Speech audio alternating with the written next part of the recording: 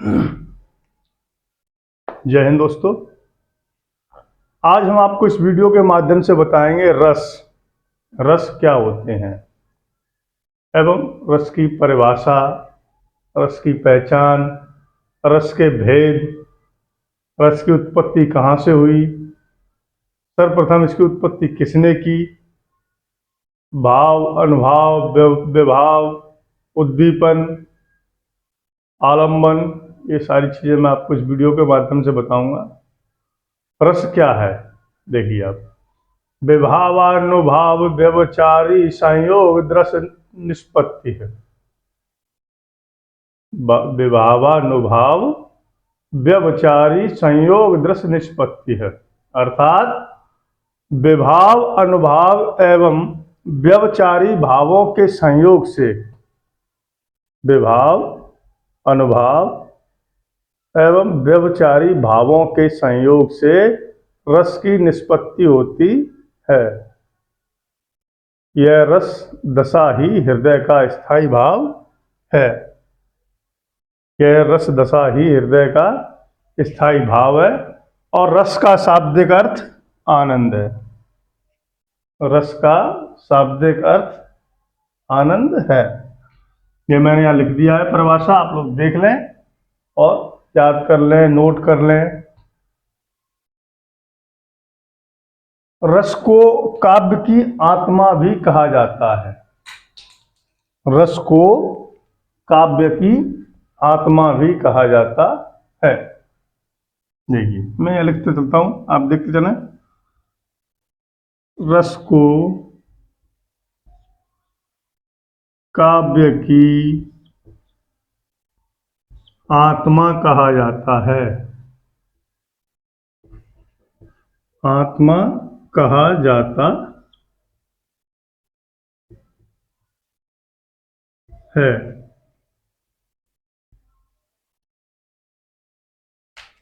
रस को काव्य की आत्मा कहा जाता है। ये हमारा एक अलग बिंदु था। ये दूसरा पॉइंट है। उल्लेखनीय है कि रस का सर्वप्रथम उल्लेख भरत मुनि ने किया था। उल्लेखनीय है कि रस का सर्वप्रथम उल्लेख भरत मुनि ने किया है और भरत मुनि ने नाट्य शास्त्र में 8 प्रकार के रसों का वर्णन किया है। हालांकि अब तो रस 9 हो गए हैं, एक शांत रस और जुड़ गया है, लेकिन यहाँ भरत मुनि ने जो नाट्य रस में 8 प्रकार के रसों का वर्णन किया है वो मैं आपको बता देता हूँ। मैं आपको 9वां भी बताऊंगा, शांत रस भी मैं आपको बताऊंगा। चलो मैं यहाँ लिख देता हूँ। उल्लेखनीय है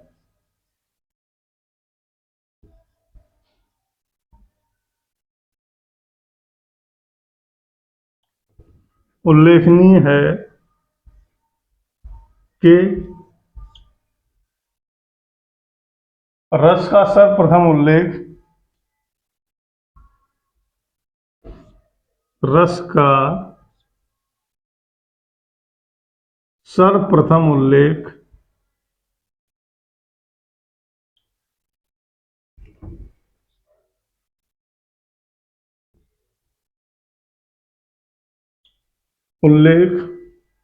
भरत मुनि ने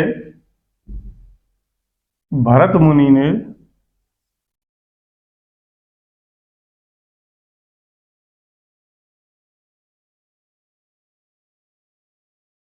भरत मुनि ने किया।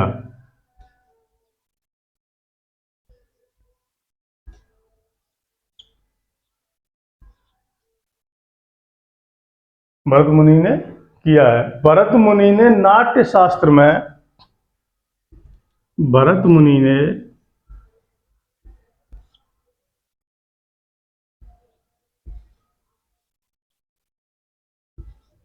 नाट्य शास्त्र में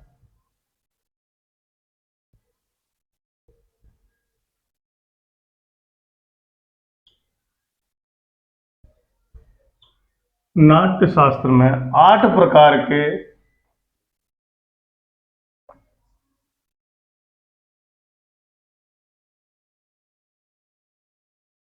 8 प्रकार के रसों का वर्णन किया है।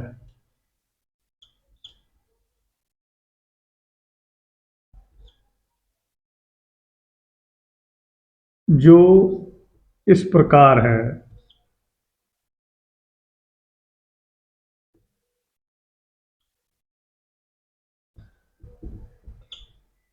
जो इस प्रकार है। देखिए मैं रस लिख देता हूं। कौन कौन से रस हैं? श्रृंगार रस, हास्य रस, करुण रस, रौद्र रस, वीर रस, भयानक रस, बीभत्स रस और अद्भुत रस। ये भरत मुनि ने इन 8 रसों का वर्णन किया है। तो मैं ये लिखना शुरू करता हूं, आप देखें। चलो मैं पहले ब्लैक बोर्ड क्लियर करता हूं, उसके बाद ऊपर से लिख के लाता हूं। यहाँ देखता हूँ थोड़े बन जाते हैं, यहाँ लिख देता हूँ। पहला है हमारा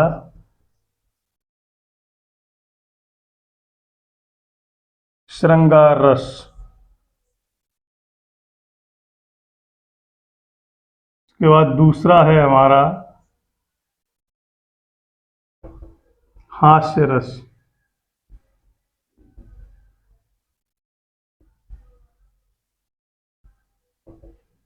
और तीसरा है हमारा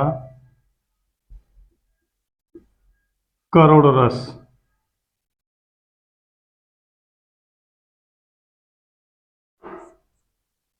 उसके बाद चौथा है हमारा रौद्र रस।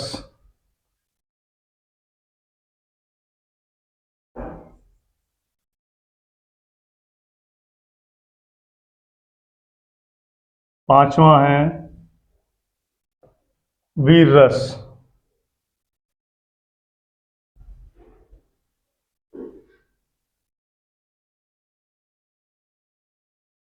और छठवां है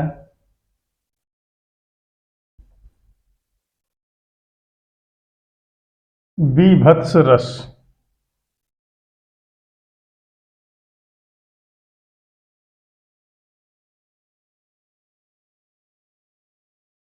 आगे नेक्स्ट मैं ब्लैक बोर्ड क्लियर करके लिखता हूं।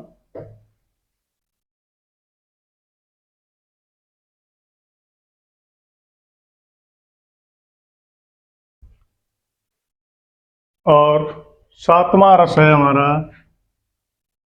7th भयानक रस।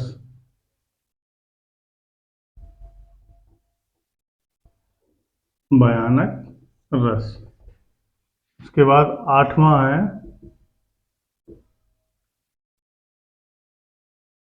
अद्भुत रस।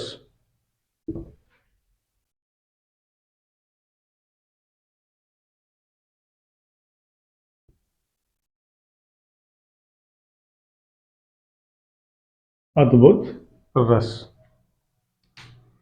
अब देखिए रस की परिभाषा में प्रयुक्त शब्दों का संक्षिप्त विवरण।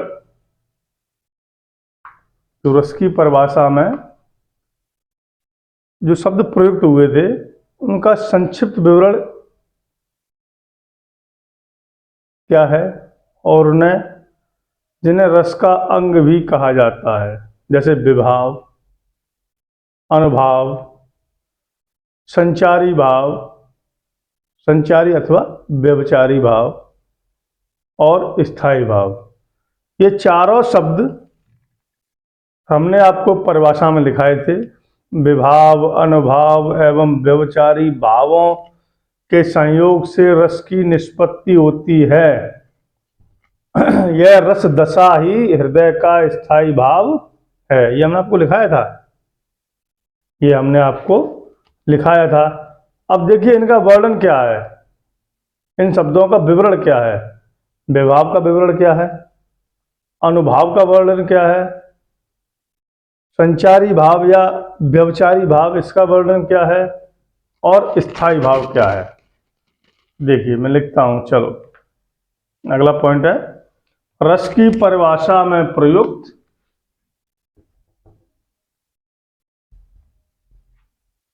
रस की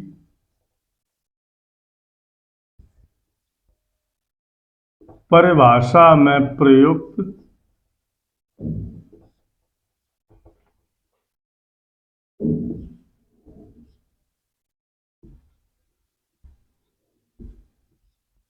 प्रयुक्त शब्दों का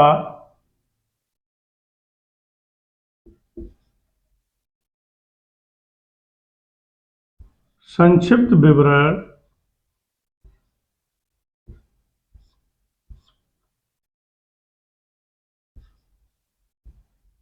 विवरण निम्न प्रकार है। निम्न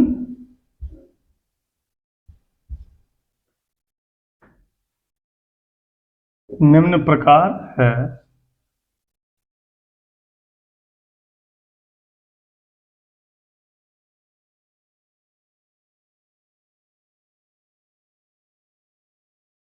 जिन्हें जिन्हें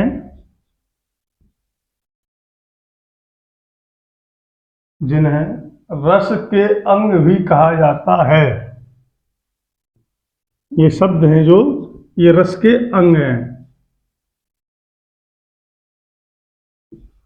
जिन्हें रस के अंग भी कहा जाता है।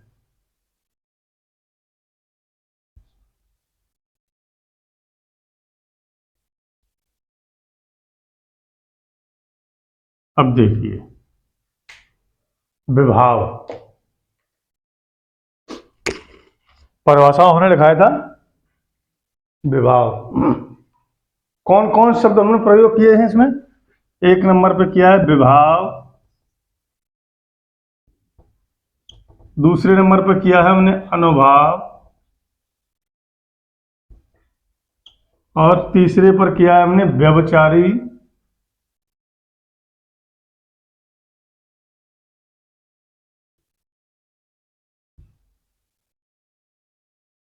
व्यभिचारी या संचारी भाव।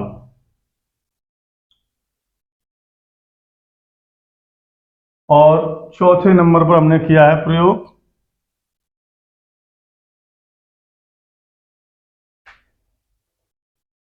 संचारी भाव।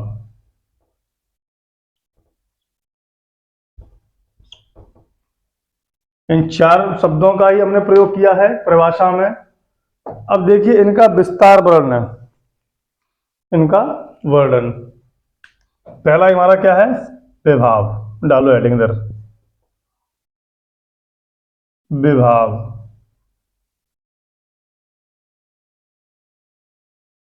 क्या है विभाव?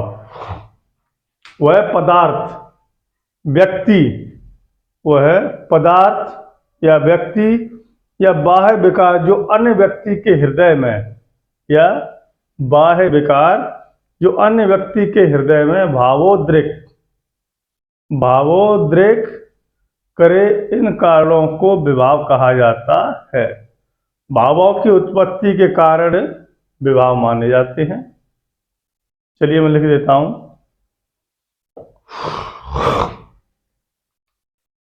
वह पदार्थ, व्यक्ति या बाह्य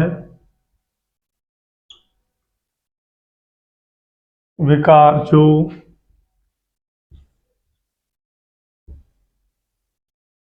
बाह्य विकार जो अन्य व्यक्ति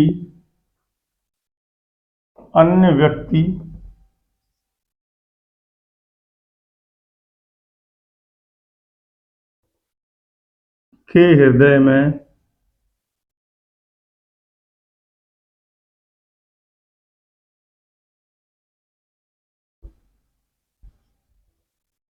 भावोद्रेक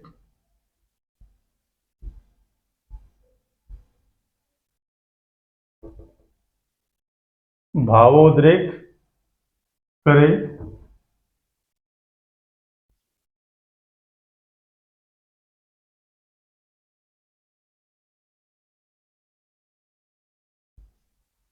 भावोद्रेक करे, उन कारणों को विभाव कहा जाता है। उन कारणों को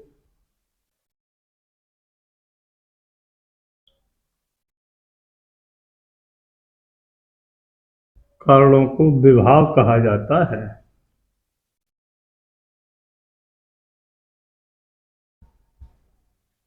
विभाव कहा जाता है। उन कारणों को विभाव कहा जाता है। भावों की उत्पत्ति के कारण, नेक्स्ट इसमें बिंदु है, एक पॉइंट है, भावों की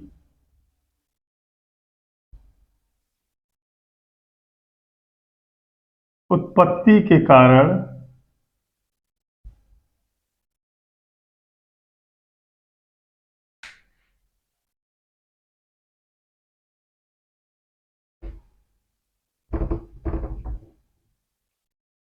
उत्पत्ति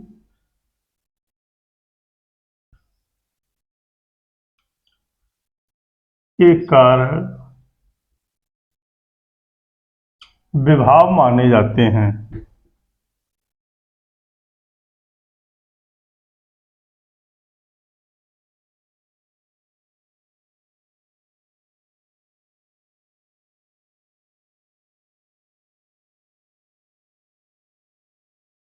विभाव माने जाते हैं। आगे इसमें विभाव के प्रकार हैं, के बाद फिर मैं आपको नेक्स्ट और बताता हूं।